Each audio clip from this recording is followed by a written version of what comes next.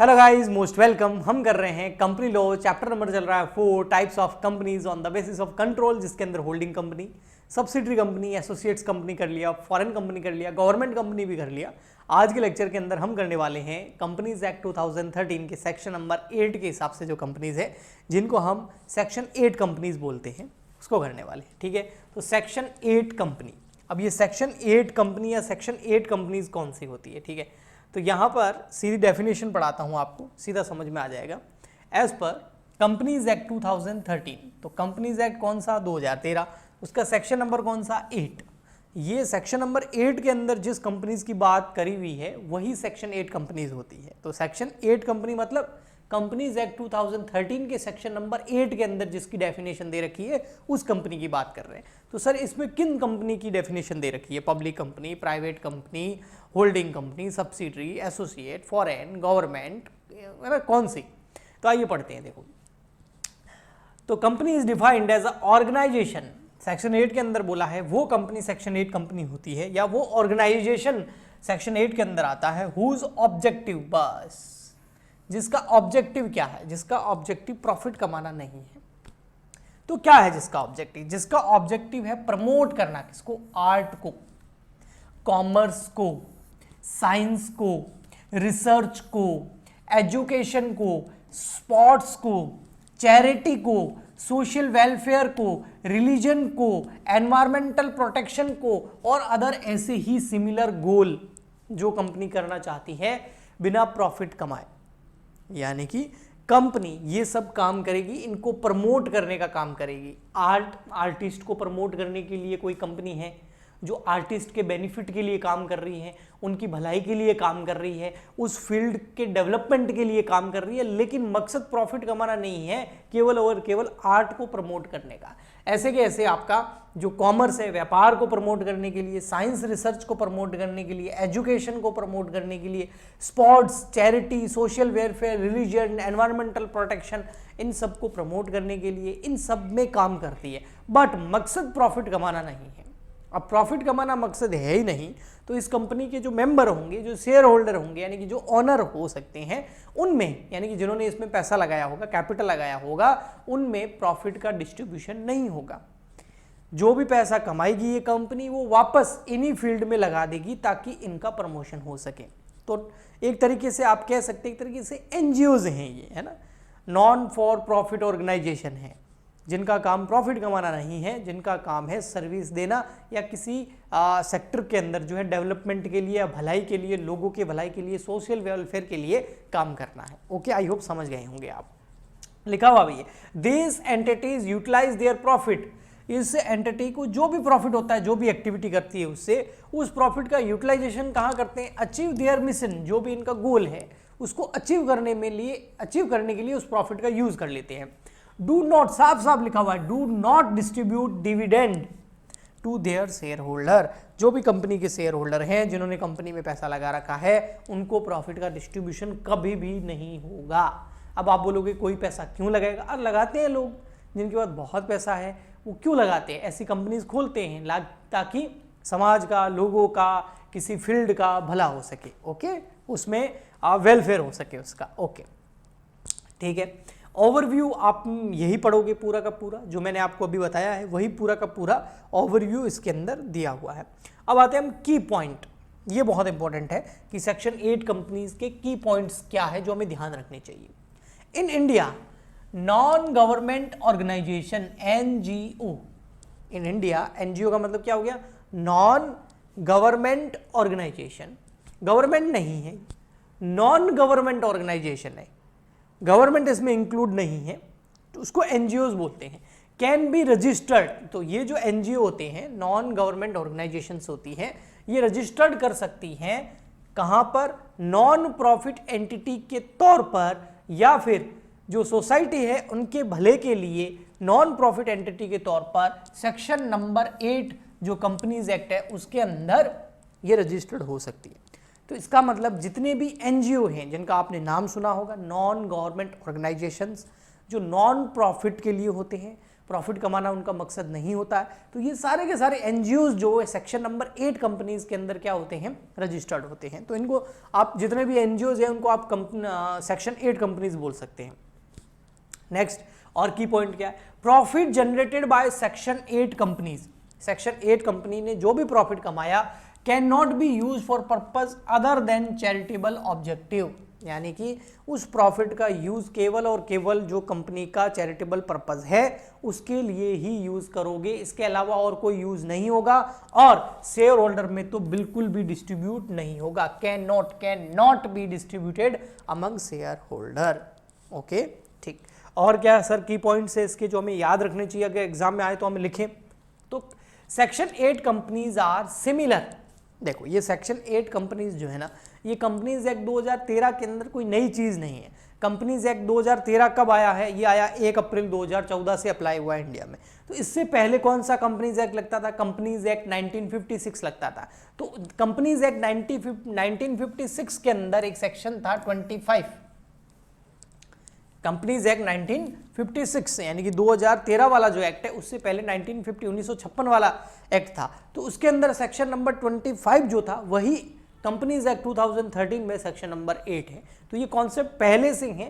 Companies act पुराना जब delete हुआ नया एक्ट बना तो उसमें सेक्शन नंबर 8 में डाल दिया गया, तो इसको सेक्शन नंबर 8 कंपनीज बोलते हैं। तो नया नहीं है ये। Section 8 companies are required to comply with the provision of companies act 2013, बिल्कुल फॉलो करना ही पड़ेगा। इनको क्या क्या करना पड़ता है? ऐसा नहीं है कि भाई ये non charitable non profitable organisation है तो बस इसमें कुछ भी नहीं करना, नहीं। आपको सारे अकाउंट्स मेंटेन करने होंगे, तभी तो पता लगेगा कि प्रॉफिट कितना हो रहा है, तभी तो पता लगेगा कि पैसा कहाँ से आ रहा है, कहाँ जा रहा है, कौन कौन से खर्चे हो रहे हैं। तो बुक्स ऑफ अकाउंट्स आपको मेंटेन इसमें करने पड़ेंगे, वो मैंडेटेड हैं, कंपनीज एक्ट के अंदर अनिवार्य है। अगर कोई ऑर्गेनाइजेशन ऐसा नहीं करेगा, कोई सेक्शन 8 कंपनी ऐसा नहीं करेगी तो उसके ऊपर फिर जो है कंपनीज एक्ट की आप पालन नहीं करोगे तो जो भी उसके पेनल्टीज वगैरह है वो उसके ऊपर लगेगी। ओके, तो they are mandated to maintain books of accounts, file return, जैसे हर कंपनी आरओसी के पास रिटर्न फाइल करती है ना, रजिस्ट्रार ऑफ कंपनीज के पास में, आरओसीज के पास में, तो सेक्शन 8 कंपनी को भी एनुअल रिटर्न फाइल करने होंगे, इनको भी बुक्स ऑफ अकाउंट्स मेंटेन करने होंगे, इनको भी जीएसटी और आईटी, जीएसटी मतलब गुड्स एंड सर्विस टैक्स और आईटी मतलब इनकम टैक्स एक्ट जो है, जीएसटी एक्ट और इनकम टैक्स एक्ट जो है उसको जो भी उसके नियम है उनको फॉलो करना होगा, उनका पालन करना होगा, उनके साथ कंप्लाई करना होगा। ओके, तो देखो की पॉइंट्स क्या क्या पढ़े, सब जितने भी एनजीओ है नॉन गवर्नमेंट ऑर्गेनाइजेशन वो सेक्शन 8 कंपनीज के अंदर रजिस्टर्ड हो सकते हैं। फर्स्ट पॉइंट पढ़ा। सेकंड पॉइंट हमने क्या पढ़ा? सेकंड पॉइंट पढ़ा कि इसका जो भी प्रॉफिट होता है ना, सेकंड पॉइंट पढ़ा कि जो भी की पॉइंट जो भी इसका प्रॉफिट होता है वो चैरिटेबल पर्पस के लिए या इसका जो मिशन है गोल है उसके लिए यूज होगा, इसके अलावा और कुछ यूज नहीं हो सकता, और मेंबर में तो बिल्कुल भी डिस्ट्रीब्यूट नहीं होगा, can not distributed between members या शेयर होल्डर्स। ओके ठीक। थर्ड नंबर हमने पढ़ा जो कंपनीज एक्ट पुराना था 1956 उसमें सेक्शन नंबर 25 जो था वही सेम का सेम जो है हमारा सेक्शन नंबर 8 कंपनीज एक्ट 2013 में डाल दिया गया है। और फोर्थ नंबर पॉइंट में पढ़ा कि सेक्शन 8 कंपनीज जो है इनको कंपनीज एक्ट 2013 के जो प्रोविजंस है उनको जो है कंप्लाई करना पड़ेगा, और इनको भी बुक्स ऑफ अकाउंट मेंटेन करने पड़ेंगे, फाइल रिटर्न करने पड़ेंगे, इनकम टैक्स के रिटर्न फाइल करने पड़ सकते हैं, जीएसटी, तो जीएसटी, आईटी, कंपनीज एक्ट, इन सब को फॉलो करना पड़ेगा। ओके, लास्ट एंड फाइनल की पॉइंट है एनी चेंजेस। देखो हर कंपनी के आपको पता है दो होते हैं main document, AOA article of association और एमओए यानी कि मेमोरेंडम ऑफ एसोसिएशन। तो इसके अंदर अगर कोई भी चेंजेस करने हो तो सबसे पहले गवर्नमेंट की कंसर्ट लेनी पड़ेगी, गवर्नमेंट से सहमति लेके फिर ही आप एओए और एमओए के अंदर चेंजेस कर सकते हो, अदरवाइज नहीं कर सकते। ओके, तो ये की पॉइंट्स थे जी। बेनिफिट क्या है किसी एक कंपनी को ओपन करने का, सेक्शन 8 कंपनीज को ओपन करने के क्या बेनिफिट्स हैं? कुछ है क्या बेनिफिट्स? यस, क्या क्या है? बहुत सारे एडवांटेजेस हैं जिसमें से कुछ यहाँ पर हाईलाइट किए जा रहे हैं। सबसे फर्स्ट है कि इसमें टैक्स एग्जम्पशन मिलती है, यानी कि टैक्स की छूट मिलती है। सेक्शन 8 कंपनीज के अंदर जो है इनकम टैक्स एक्ट 1961 का सेक्शन नंबर 12A बोलता है कि सेक्शन 8 कंपनीज जो है वो उनका जो प्रॉफिट है वो 100% क्या है, एग्जम्प्टेड है, यानी कि सेक्शन 8 कंपनीज का जो प्रॉफिट होता है उसके ऊपर टैक्स नहीं लगता है, टैक्स फ्री प्रॉफिट होता है। क्यों? क्योंकि वो मेंबर्स में, शेयर होल्डर में डिस्ट्रीब्यूट नहीं होगा, वो चैरिटेबल पर्पस के लिए आगे यूज होगा वापस, इसलिए उसको 100% एग्जम्प्ट कर दिया गया है। लेकिन इसका मतलब ये नहीं है कि आपको ITR फाइल नहीं करना पड़ेगा, इनकम टैक्स रिटर्न तो फाइल करना पड़ेगा और बुक्स ऑफ अकाउंट्स भी मेंटेन करने पड़ेंगे। नो मिनिमम कैपिटल रिक्वायरमेंट, जैसे जो प्राइवेट कंपनी होती है, जो पब्लिक कंपनी होती है, जो 1% कंपनीज होती है, उनको एक मिनिमम कैपिटल रिक्वायरमेंट पूरी करनी पड़ती है। सेक्शन 8 कंपनीज में ऐसा कुछ भी नहीं है। हाँ, ये कंपनीज जो है ये इसके अंदर कोई भी मिनिमम कैपिटल की रिक्वायरमेंट नहीं है, अधिकतर पैसा जो है इनका डोनेशन से ही आता है। ओके, ठीक। सेपरेट लीगल एंटिटी है, बिल्कुल, है ना, ये कंपनी खुद आर्टिफिशियल पर्सन होती है, जैसे अदर कंपनीज होती है, अपने नाम से जो है एग्रीमेंट कर सकती है, कॉन्ट्रैक्ट कर सकती है, अपने नाम से जो है किसी के ऊपर केस भी फाइल कर सकती है, अपने नाम से एसेट परचेज कर सकती है, लोन ले सकती है ना। तो ये एक सेपरेट लीगल एंटिटी है अपने शेयर होल्डर से, मेंबर से, वो हर कंपनी होती है, तो ये भी है। ठीक, ठीक है। और उसके बाद में आता है फिर आपका नो टाइटल रिक्वायरमेंट। हाँ, इस कंपनीज को अपने नाम के पीछे सेक्शन 8 कंपनीज लगाना जरूरी नहीं है। जैसे होता ना, प्राइवेट कंपनी अपने नाम के पीछे प्राइवेट लिमिटेड लगाती है, पब्लिक कंपनी अपने नाम के पीछे लिमिटेड वर्ड लगाती है, तो सेक्शन 8 कंपनीज को अपने नाम के पीछे सेक्शन 8 लगाने की जरूरत नहीं है। ओके, ठीक। अब आते हैं हम आगे और यहां पर देखते हैं कुछ बेनिफिट और मिलते हैं। क्या क्या बेनिफिट मिलते हैं ये देखिए। Section 8 company in India offer numerous benefits. क्या क्या है? एक तो टैक्स एग्जम्पशन पढ़ा हमने, ठीक है, नो मिनिमम कैपिटल रिक्वायरमेंट ये पढ़ा, नॉट नीड टू पे स्टाम्प ड्यूटी, इनको स्टाम्प ड्यूटी भी पे नहीं करनी पड़ती है, बहुत अच्छी चीज़ है ना। जब भी कोई एसेट परचेज करते हैं, सेल करते हैं, स्टाम्प ड्यूटी लगती है, वो यहाँ नहीं लगेगी। सेपरेट लीगल एंटिटी होती है इनकी। इंक्रीज क्रेडिबिलिटी, यानी कि विश्वसनीयता जो है इनकी वो इंक्रीज हो जाती है। नो टाइटल रिक्वायरमेंट, कोई टाइटल रिक्वायरमेंट की भी जरूरत नहीं होती है, क्योंकि सोशल बेनिफिट के लिए काम कर रही है ना, इसलिए। अब क्या एलिजिबल क्राइटेरिया है किसी सेक्शन 8 कंपनीज के अंदर अगर किसी को इनकॉर्पोरेशन करवाना है, तो एलिजिबल क्राइटेरिया क्या है? तो एक देखो भाई, सबसे पहले तो कोई भी इंडियन नेशनल, कोई भी इंडिया का रहने वाला व्यक्ति, है ना, और हिंदू अनडिवाइडेड फैमिली यानी कि HUF।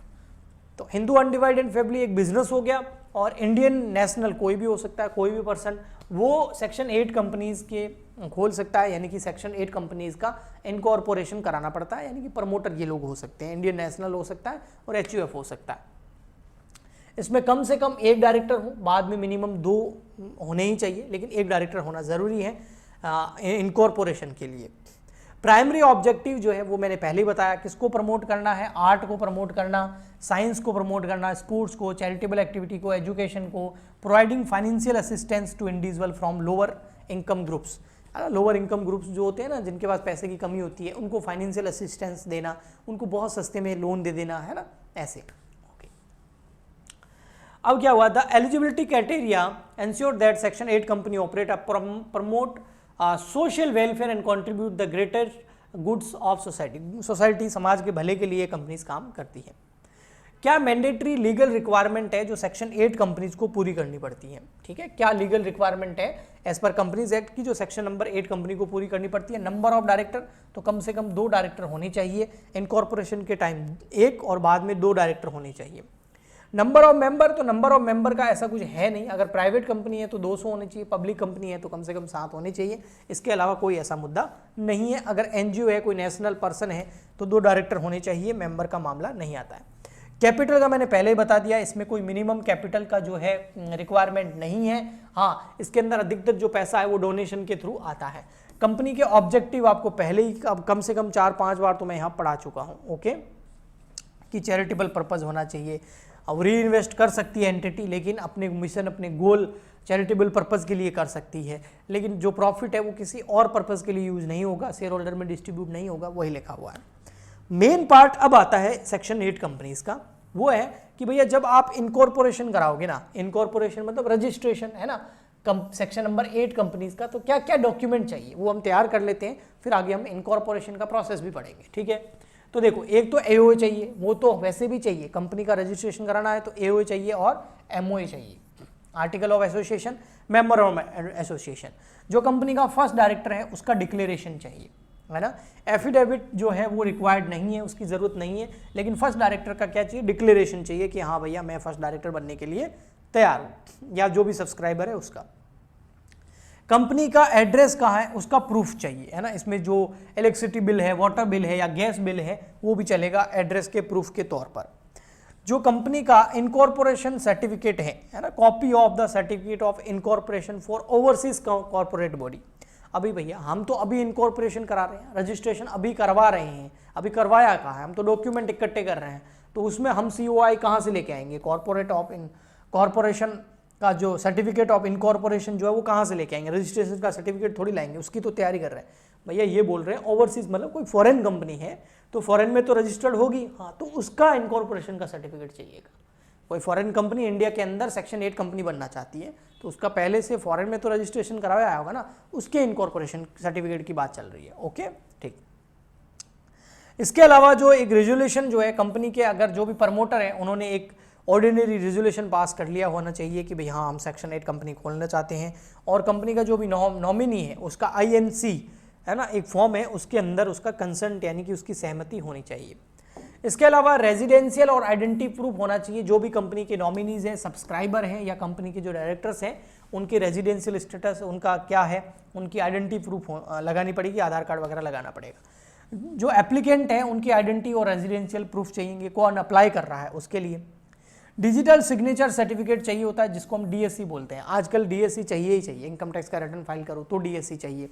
आपको किसी कंपनी का डायरेक्टर बनना है तो DIN के साथ में DSC भी चाहिए, डिजिटल जो सिग्नेचर सर्टिफिकेट है वो चाहिए होता है, ठीक है। नेक्स्ट आता है डिक्लेरेशन ऑफ अनरजिस्टर्ड कंपनीज।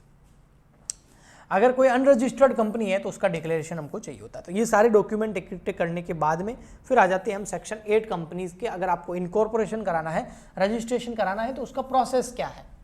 तो सबसे फर्स्ट स्टेप दे रखे हैं यहाँ पर, कितने स्टेप है देखिए। तो step number first, step 2, step 3, step 4, 5 and step number 6। तो 6 स्टेप है, ठीक है। स्टेप की हेडिंग याद कर लेना, अंदर लिख लोगे आराम से, बहुत ईजी है। स्टेप नंबर फर्स्ट, सबसे पहले आपको DSC चाहिए। DSC का मतलब होता है डिजिटल सिग्नेचर सर्टिफिकेट। किसका डिजिटल सिग्नेचर सर्टिफिकेट चाहिए? प्रपोज्ड डायरेक्टर का, है ना। गवर्नमेंट की जो ऑनलाइन वेबसाइट है जो डिजिटल सर्टिफिकेट देती है, वहाँ पर आप आराम से अप्लाई कर सकते हो और डिजिटल सर्टिफिकेट ले सकते हो। किनका? डिजिटल सिग्नेचर सर्टिफिकेट क्या है? मतलब डिजिटली साइन हो जाता है वो, है ना। OTP वगैरह आता है उससे वो डिजिटली साइन हो जाता है, ठीक है। लेकिन ये जो डिजिटल सिग्नेचर सर्टिफिकेट है ये किनका चाहिए? प्रपोज डायरेक्टर का, जो कंपनी के डायरेक्टर बनेंगे उनका। और इसके साथ में ही MCA से आप ये इशू करवा सकते हो। उसके साथ में ही आपको सेकंड नंबर, फर्स्ट तो DSC चाहिए, सेकंड नंबर देखो क्या चाहिए। फर्स्ट स्टेप में DSC ले लो, सेकंड में ले लो DIN। DIN का मतलब होता है डायरेक्टर आइडेंटिफिकेशन नंबर। आगे डायरेक्टर वाला चैप्टर आएगा तो इसके बारे में डिटेल में हम पढ़ेंगे। Director identification number, DIN number चाहिए होता है किसको? उस व्यक्ति को जो किसी भी कंपनी का डायरेक्टर बनेगा, चाहे प्राइवेट का, पब्लिक का, 1% कंपनी का, सेक्शन 8 कंपनी का, किसी भी कंपनी का डायरेक्टर बनना है तो आपको DIN लेना पड़ेगा, डायरेक्टर आइडेंटिफिकेशन नंबर लेना पड़ता है। ओके, तो पहले DSC लेना पड़ेगा प्रपोज डायरेक्टर को, फिर जो प्रपोज डायरेक्टर है उनके पास DIN होना चाहिए, नहीं है तो DIN ले लो, DIN के लिए अप्लाई कर दो। 2 चीजें लेने के बाद में थर्ड नंबर आता है फिर आपका रिजर्व्स द कंपनीज नेम। फिर कंपनी का नाम क्या रखोगी वो नाम रिजर्व कर लो, ROC को अप्लाई करके नाम का रिजर्व कर लो। इसके लिए INC फर्स्ट फॉर्म भर के आपको देना होता है, आपका नाम रिजर्व हो जाएगा जो भी कंपनी का रखना चाहते हैं। तो बहुत इजी था ना। फर्स्ट स्टेप क्या था? DSC, सेकंड क्या था? DIN, किसका? प्रपोज डायरेक्टर का। थर्ड नंबर क्या हो गया आपका? Reserve name of company. 3 हो गए। फोर्थ नंबर देखिए, file the application of incorporation. ठीक है, आपके पास ये चीजें हैं, DSC है, DIN नंबर है और आपने रिजर्व भी कर लिया नाम INC 1 के अंदर फॉर्म भर के। तो अब आप कंपनी के रजिस्ट्रेशन के लिए आप जो है अप्लाई कर दो। किसको अप्लाई करोगे? ROC को अप्लाई करोगे। इसके लिए आपको INC 32 फॉर्म भर के देना होगा अगर सेक्शन 8 कंपनीज का इनकॉर्पोरेशन करवाना है तो। INC कौन सा? 32। और इसमें आपको MOA, AOA और जो ऊपर डॉक्यूमेंट सारे बताए थे वो INC 32 फॉर्म भरने के साथ साथ आपको अटैच करने होंगे। आपका एप्लीकेशन जो है ROC के पास में चला जाएगा। ओके सर, ROC के पास में जाने के बाद में क्या होगा? Next, obtain a certificate of incorporation. अब जो ROC है वो क्या करेगा? रजिस्ट्रेशन सर्टिफिकेट आपको इशू कर देगा सेक्शन 8 कंपनीज के नाम से, ठीक है। तो आफ्टर ऑब्टेनिंग द लाइसेंस, आप जैसे ही आपको आरओसी को अप्लाई किया, आरओसी ने आपको सर्टिफिकेट दे दिया, सारी लीगल फॉर्मेलिटीज पूरी हो गई इसलिए। अब the MCA issue a certificate of incorporation in form INC 16। MCA मतलब मिनिस्ट्री ऑफ कॉर्पोरेट अफेयर्स, वो जो है INC 16 के अंदर अप्लाई करोगे। INC अप्लाई कौन से की, सॉरी ये यहाँ आ गया, सॉरी वही मैं बोल रहा हूँ, ये क्या, हाँ अब अप्लाई किस में करोगे, INC 32 के अंदर, ठीक है। फिर उसके बाद INC 12 के अंदर, है ना, form INC 12 is issued for obtaining the licence, the it should be filed along with the necessary document. INC जो 12 है वो आपको लाइसेंस लेने के लिए अप्लाई करना पड़ेगा, ठीक है। उसके बाद में आपको इनकॉर्पोरेशन का सर्टिफिकेट मिलेगा। तो सबसे पहले DSC, कंफ्यूज मत हो, सबसे पहले DSC digital signature certificate propose director का, फिर डिन नंबर प्रपोज डायरेक्टर के, फिर कंपनी के नेम का रिवर्सल करा लिया आपने, भाई नाम क्या होगा कंपनी का। फिर आपने जो है INC 32 के अंदर ROC के पास अप्लाई कर दिया सेक्शन 8 कंपनीज के लिए, ठीक है। उसके साथ MOA वगैरह सब लगा दिए। फिर INC 12 आपको लाइसेंस लेना पड़ेगा, ठीक है। कहां से लेना पड़ेगा, once the application of incorporation is approved, हाँ भैया अप्रूव हो गया, ROC ने एप्लीकेशन को अप्रूव कर दिया। The next step is obtain licence from section 8 company. Company का रजिस्ट्रेशन तो हो गया, अब सेक्शन 8 कंपनी का लाइसेंस लेना पड़ेगा। इसके लिए INC 12 फॉर्म आपको भर के देना होगा। फिर आपका MCA जो है वो आपको सेक्शन 8 कंपनी का लाइसेंस भी देगा और उसके साथ में ही इनकॉर्पोरेशन का सर्टिफिकेट भी आपको मिल जाएगा, और ये जो मिलेगा वो INC 16 के अंदर आपको मिल जाएगा, okay. MCA ministry of corporate affairs जो है आपको INC 16 के अंदर जो है रजिस्ट्रेशन सर्टिफिकेट इशू कर देगा। तो सिंपल देखिए याद हो जाएगा, हो सकता आ जाए। सबसे पहले DSC, फिर डिन, फिर कंपनी के नेम का रिवर्सल करा दिया, फिर ROC को अप्लाई कर दिया INC 32 के अंदर, फिर आपको लाइसेंस लेना पड़ेगा INC 12 के अंदर, फिर INC 16 के अंदर जो है MCA आपको इनकॉर्पोरेशन और लाइसेंस दोनों का सर्टिफिकेट इशू कर देगा, ओके। तो ये हो गया रजिस्ट्रेशन प्रोसेस, ओके। तो सेक्शन 8 कंपनीज जो है उसका हमने पढ़ा रजिस्ट्रेशन। और अब इनको डोनेशन और फंडिंग कहाँ से आता है, तो कोई भी व्यक्ति जो है इन कंपनीज को डोनेट कर सकता है, पैसा लगा सकता है। Company cannot collect capital through the deposit, company deposit के थ्रू जो है कैपिटल जो है इक्विटी नहीं करती है, but can accept the donation, पर कंपनी जो है डोनेशन जो है एक्सेप्ट कर सकती है। कहाँ से, पब्लिक से डोनेशन एक्सेप्ट कर सकती है, ठीक है। बट अगर यहाँ पर कंट्रीब्यूशन अगर आ रहा है, बाहर फॉरेन कॉन्ट्रीब्यूशंस आ रहे हैं, विदेशों से किसी NGO को पैसा आ रहा है, तो इसके लिए आपको FCRA का जो है सहमति लेना पड़ेगा और उसके बाद ही आप फॉरेन कंट्रीब्यूशन जो है वो ले सकते हैं। लेकिन अगर कोई इमीडिएट फॉरेन कंट्रीब्यूशन आ रहा है तो आपको कमिश्नर का पहले अप्रूवल लेना पड़ेगा, बाद में आप FCRA का भी अप्रूवल ले सकते हैं, ओके। तो ये कुछ चीज़ें थी सेक्शन नंबर 8 कंपनीज के बारे में। आई होप आपको काफ़ी अच्छे से समझ में आ गया होगा। मिलते हैं नेक्स्ट लेक्चर में, तब तक के लिए goodbye and thank you.